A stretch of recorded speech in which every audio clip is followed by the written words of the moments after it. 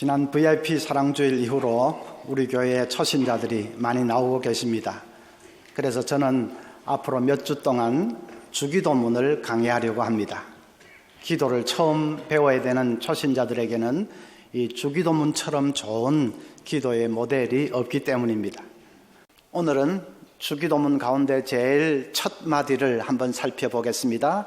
하늘에 계신 우리 아버지여. 기도할 때에 하늘에 계신 우리 아버지여, 그렇게 부르면서 시작하라고 하십니다. 자, 그 말의 의미가 무엇인지를 한번 살펴보겠습니다. 첫째로 그것은 기도는 대화라는 것입니다. 기도는 단순한 독백이 아닙니다. 그냥 별 의미 없이 중얼중얼하는 무슨 종교적인 주문을 외우는 것이 아닙니다.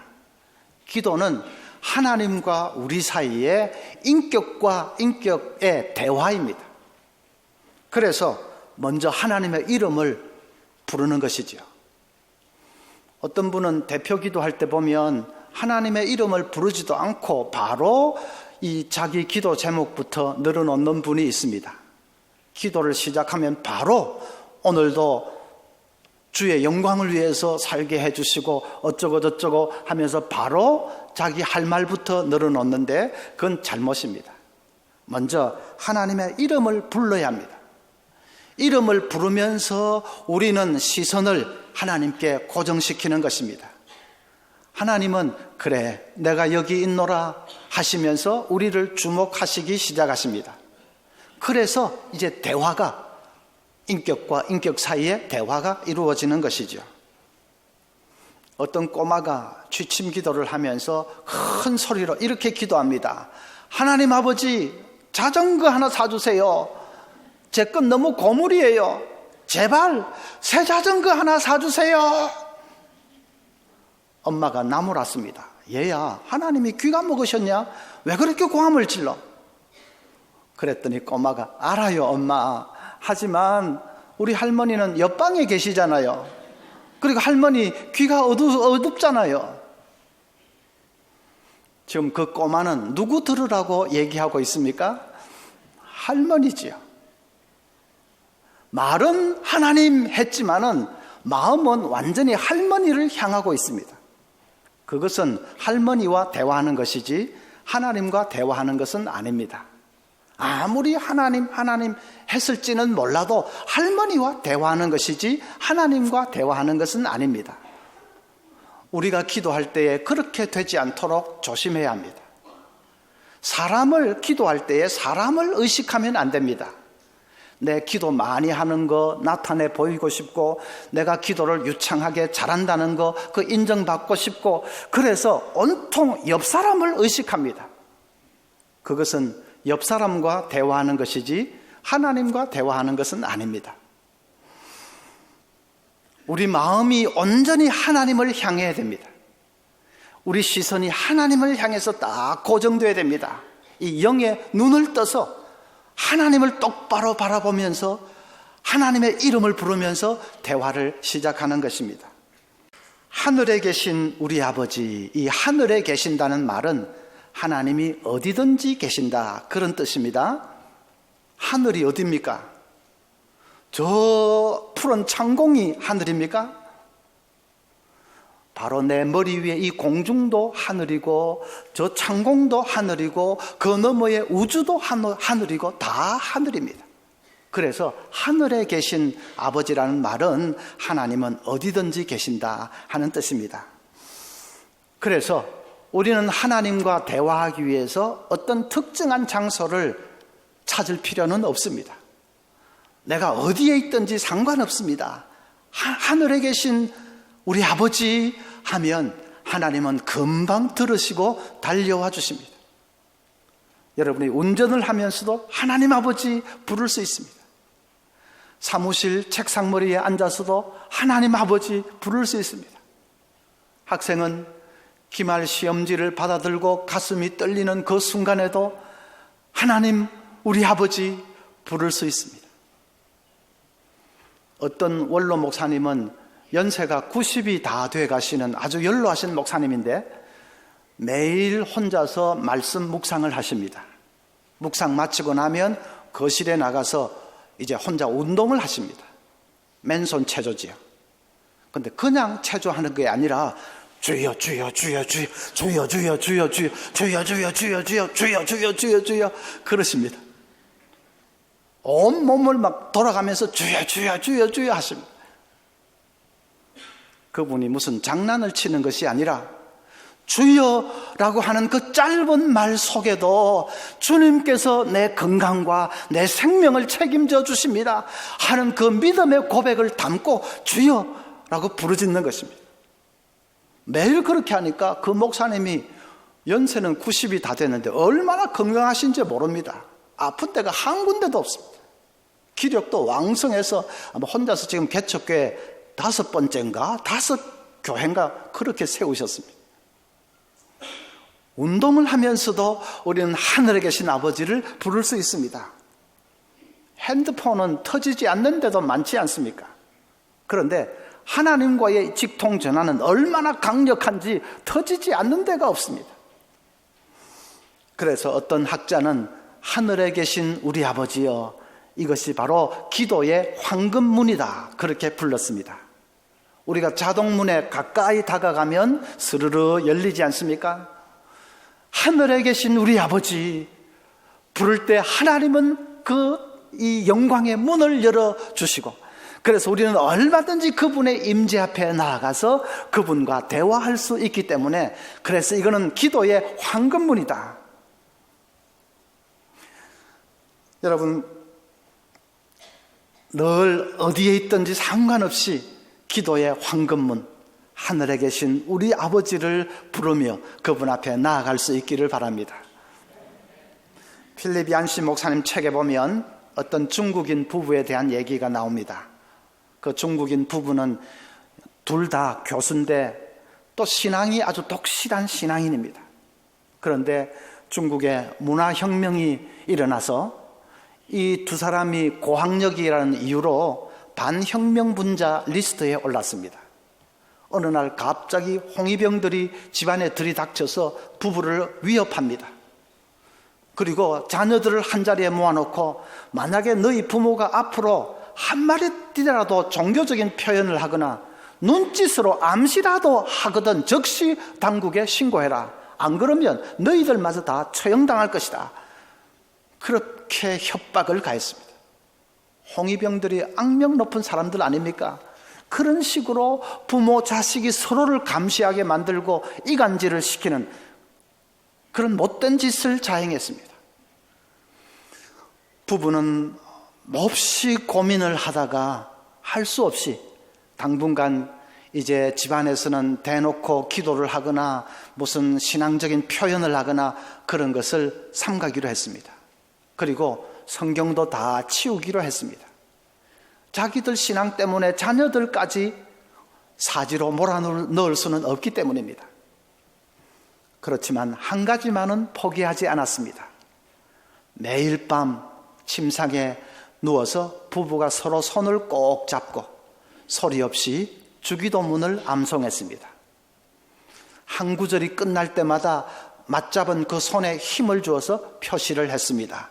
하늘에 계신 우리 아버지여, 속으로. 그리고 나서는 힘을 꼭 주고 이름이 거룩히 여김을 받으시오며 하고는 힘을 꼭 주고, 그렇게 신호를 보내면서 기도의 보조를 맞추었습니다. 주기도문 다 끝나고 나면 자녀들을 위해서 간절히 기도했습니다. 기도가 끝날 때까지 서로 깍지 낀 손을 풀지 않았습니다. 침상에서 몰래 소리 없이 드리는 기도지만은 그 기도가 그 긴 암흑의 기간 동안에 좌절하지 않도록 그 부부를 붙들어 주었다고 합니다. 마침내 세월이 많이 지나서 살벌하던 홍위병들도 다 이제는 물러나고 세상이 바뀌게 되었습니다. 부부는 마음속에 있는 이 신앙의 말을 이제 자녀들에게 해주기로 그렇게 마음은 먹었지만은 걱정이 됩니다. 오랫동안 신앙을 떠나서 자랐던 자녀들이 어떤 반응을 보일지 걱정이 됩니다. 그런데 5 자녀가 부모의 그 이 신앙을 권유하는 그 말을 듣고는 한 사람도 예외 없이 다 부모의 신앙을 그대로 받아들이겠다고 하는 것입니다. 정말 기적 같은 일이 일어났습니다. 그렇게 극렬한 무신론 교육을 받고 자란 아이들이 부모의 말을 듣고는 한마디도 저항하지 않고 부모의 신앙을 그대로 받아들인 것입니다. 그 간증을 하면서 마지막에 그 부부가 이렇게 말했습니다. 우리 기도가 다 응답되었어요. 이제는 아무것도 겁날 게 없습니다.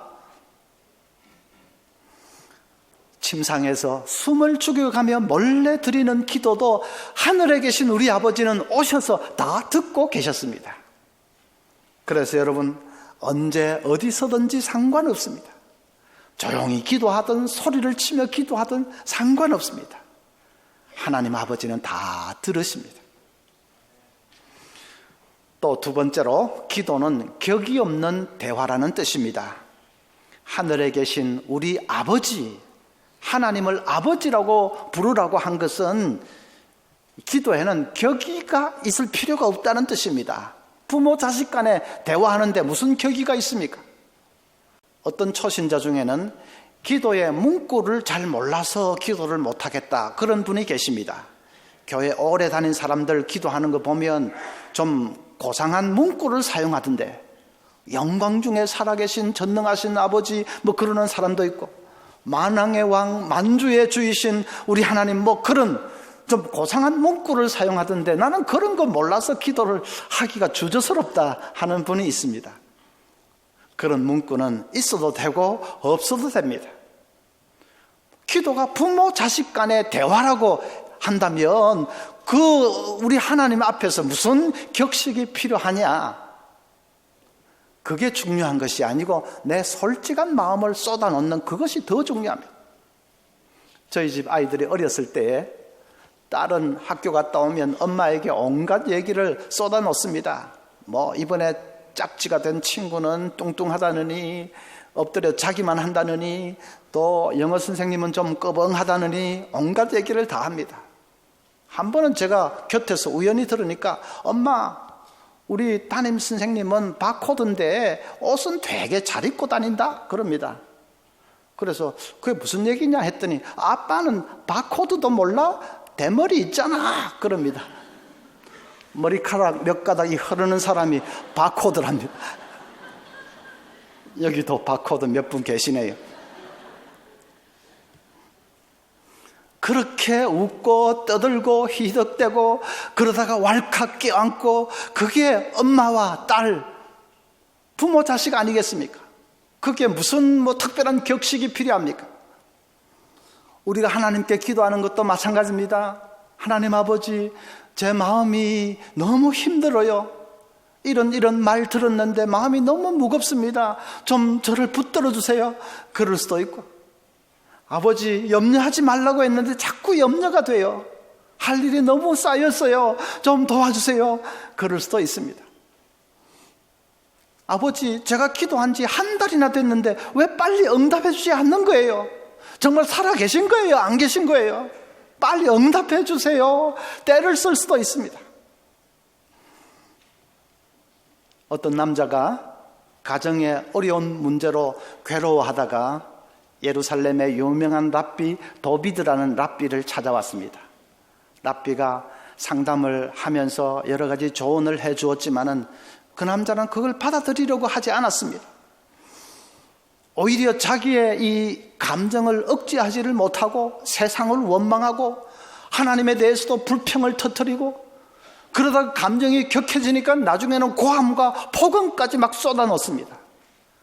혼자서 4시간을 그렇게 떠드는데 랍비가 다 받아주었습니다. 그리고 이제 마지막에 한마디를 했습니다. 그렇게 화가 나면 하나님께 직접 쏟아놓지 그러세요 했습니다. 그 말에 그 남자가 마치 전기에 감전된 듯이 깜짝 놀라는 눈치였습니다. 잠시 침묵이 흐른 후에 그가 말합니다. 저는 괴로울 때에 그걸 하나님께 직접 바로 쏟아놓을 수 있다고는 생각을 못했습니다. 그래서 당신처럼 하나님의 일을 하는 사람들을 찾아와서 분통을 터뜨렸습니다. 내 속에 있는 모든 걸 하나님께 그대로 내어놓는다는 것은 너무 두려운 일 아닙니까? 랍비는 전혀 그렇지 않다고 하면서 그 사람을 데리고 통곡의 벽으로 갔습니다. 통곡의 벽은 아주 유명한, 예루살렘에 있는 유명한 기도의 장소입니다. 거기는 수많은 사람들이 저마다의 사연을 안고 와서 벽을 향해 서서 하나님 앞에 간절히 기도합니다. 거기로 데리고 가서 사람들을 피해서 저 좀 허물어진 벽 한 모퉁이에 자리를 잡았습니다. 그리고는 그 남자에게 여기서 하나님께 화를 내든지 원망을 하든지 당신 마음대로 하라고 했습니다.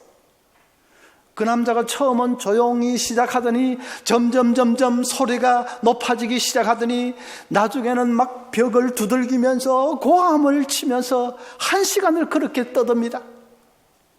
한번 터진 울음은 엉엉하는 통곡으로 변했습니다. 얼마나 시간이 흘렀을까? 그 울음이 점차 흐느낌으로 변했습니다. 그리고 그 흐느낌은 다시 기도로 변했습니다. 그 남자의 입에서 기도가 흘러나오기 시작한 것입니다. 랍비 도비드는 그런 식으로 기도를 가르쳤다고 합니다. 우리 성도들도 그렇게 기도를 배우면 좋겠습니다. 여러분, 괴롭고 답답한 일이 있습니까? 아버지 앞에 가지고 나와서 다 쏟아 놓으십시오. 소리쳐도 좋습니다. 원망하고 불평해도 좋습니다. 통곡해도 좋습니다. 우리 아버지는 다 받아주십니다. 또 그렇게 하는 것이 기도입니다. 어떤 분은 기도하면서 너무 자기가 답을 제시합니다. 하나님, 이렇게 돼야 됩니다. 이렇게 해주세요. 하나님, 저렇게 돼야 됩니다. 저렇게 해주세요. 자기가 결론을 말하고 자기가 답을 제시합니다. 그런데 그 답은 틀렸을 수도 있습니다. 그 답대로 하나님이 해주시면 자기는 완전히 망하는 길로 갈 수도 있습니다. 그런데 뭣도 모르고 자기가 답을 너무 제시합니다. 답은 하나님이 더 잘 알고 계십니다. 우리는 답을 말하는 것이 아니라 그저 내가 당하고 있는 이 상황, 이 형편, 그걸 있는 대로 그대로 털어놓는 것입니다. 하나님, 너무 마음이 괴롭습니다. 감당할 수가 없습니다. 어떻게 해야 될지 모르겠습니다. 내 사정과 형편과 내 마음을 있는 대로 그대로 털어놓는 것입니다. 답을 자꾸 말하기 때문에 기도가 5분을 넘어가지를 못합니다. 이렇게 해주세요, 저렇게 해주세요, 몇 마디 하고 나면 할 말이 없는데 기도가 5분을 넘어가지를 못합니다. 그러나 30분을 기도하고 1시간을 기도하고 하는 것은 내 사정과 내 마음을 있는 대로 다 쏟아놓기 때문입니다. 그렇게 내 속에 있는 것들을 다 쏟아내놓는 그것이 진정으로 대화입니다. 그게 대화 아닙니까? 그렇게 하다 보면 답은 저절로 깨달아집니다. 또 하나님께서 그 답으로 인도해 주십니다. 그래서 여러분, 진짜 대화를 하십시오. 딱딱 몇 마디 딱 형식적인 그런 말 혹은 답 그렇게만 하지 말고 내 속에 있는 괴롭고 답답한 것, 염려되는 것, 억울한 것, 내 사정, 내 형편 있는 대로 아버지 앞에 다 가지고 나가서 쏟아놓는 것입니다. 그것이 진짜 기도입니다. 세 번째로 기도는 능력 있는 대화입니다. 하늘에 계신 우리 아버지, 그 하늘에 계신다는 말은 하나님은 어디든지 계신다는 뜻도 있고 또 한 가지는 하나님은 능력이 많으신 분이라는 그런 뜻도 있습니다. 땅의 아버지하고는 대조가 되는 것이죠. 땅에 있는 아버지는 우리를 사랑하기는 사랑하지만 자신이 한계에 둘러싸여 있습니다. 자신이 수많은 불가능에 둘러싸여 있습니다. 그러나 하늘 아버지는 다르십니다. 그분은 온 천지 만물을 지으신 창조주이십니다. 그분은 바람도 바다도 잔잔케 하실 수 있는 전능하신 분이십니다.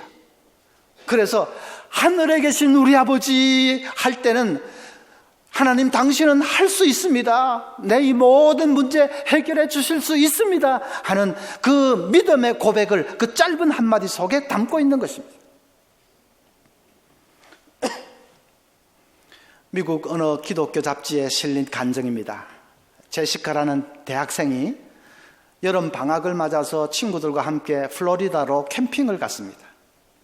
그런데 둘째 날 밤에 플로리다 해안 경비대로부터 연락이 왔습니다.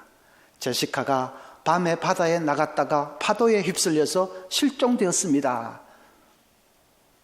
수색대가 사방을 찾지만은 아무 흔적도 아직 발견하지 못하고 있습니다. 연락이 왔습니다. 부모가 눈앞이 캄캄해졌습니다. 밤중에 바다에 나갔다가 파도에 휩쓸려서 실종되었다. 그러면 10중 8구 뻔한 것 아닙니까? 눈앞이 캄캄해졌지만 그 부모들은 신앙이 좋은 분들이었습니다. 마음을 추스르고 하나님 앞에 간절히 기도했습니다. 그리고 교역자들에게도 연락하고 다락방 식구들, 중보기도팀, 손이 닿는 데는 다 연락을 해서 그날 밤에 온 교회가 기도했습니다. 자정을 넘긴 시각에 경비대로부터 연락이 왔습니다. 제시카를 극적으로 구출했습니다 하는 연락이 왔습니다. 부모들이 감사합니다를 연발하면서 그냥 하늘에 뛰어오를 뻔했습니다. 날이 밝자마자 첫 비행기를 타고 플로리다로 날아갔습니다. 딸과 감격의 상봉을 합니다. 좀 진정이 된 후에 어떻게 된 일인지 물어봤더니 딸의 얘기가 이렇습니다. 저녁 먹고 나서 기분이 좀 들떠가지고 혼자서 이제 밤바다 해변에 나가서 그냥 조금 물속으로 들어간 것 같은데 갑자기 파도가 확 와가지고는 그냥 딸려 들어갔다는 것입니다. 허우적대는데 발이 땅에 닿지를 않습니다. 물을 몇 번 마시고 나니까 정신이 몽롱해졌습니다. 사방을 둘러보는데 인기척이라고는 찾아볼 수 없는 칠흑 같은 밤입니다. 순간 죽음의 공포가 몰려왔습니다. 그래서 그냥 주님 살려주세요를 연발했습니다. 그런데 몇 번 그러고 나는데 이상한 일이 일어났습니다.